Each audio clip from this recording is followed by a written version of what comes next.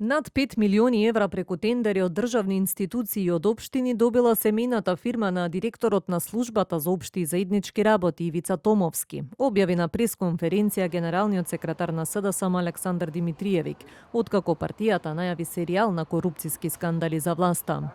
Од СДСМ со документи тврдат дека семејната фирма на Томовски ја зголемила својата деловна дејност за 306% и тоа само во 2024 година.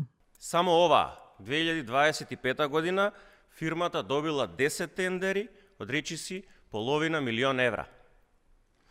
Сопственикот на Сити Логистик во моментот кога е основана е Витомир Томовски од Струга, татко на Ивица Томовски, а управител е Слободан Кутановски, нивен близок роднина. Потоа се менува името на фирмата City Outsourcing.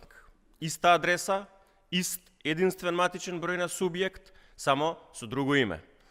Зашто е Томовски во ВМРО ДПМН и во владата, мислам дека после ова на сите им е кристално јасно.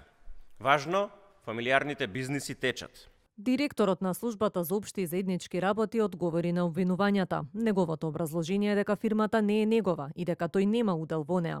Побара извинување од СДСМ во спротивно најави тужба против опозицијата. Посочената компанија не е моја, ниту пак имам било каков удел во нејзе. Јас во моментов немам никаква приватна компанија и единствено сум насочен кон мојата работа како директор на службата за општи и заеднички работи. Додека тие зборат за некаков криминал, тие што вистински се тоа од Дубај нарачуваат и пишуваат клеветнички пресконференции. Така тоа изгледа кога крадецот вели, држете го крадецот и сака да се заборави на златните визи на Филипча, Заев, за модуларната болница, Соравија, плантажите за марихуана. Од СДСМ пак возвратија, на криминалци не се извинуваме и најавија нова пресконференција за утре со нови детали за семејната фирма на Томовски.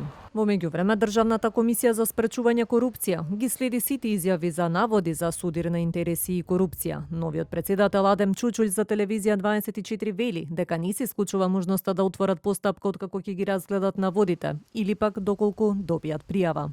Државната комисија за спречување корупција ги следи сите случувања и изјави на сите чинители за наводи за судир на интереси и корупција и доколку комисијата оцени дека има простор за нејзино постапување, ќе отвори постапка, а исто така и доколку добие пријава. Опозицијскиот лидер Венко Филипче вчера најави нови, како што ги нарече, бомби за корупција на владени функционери, а најави дека ќе ја повика и европската обвинителка Лаура Ковеши да се ангажира во истражувањето на наводи за злоупотреба на европските фондови или попознати како ИПАРД програмата.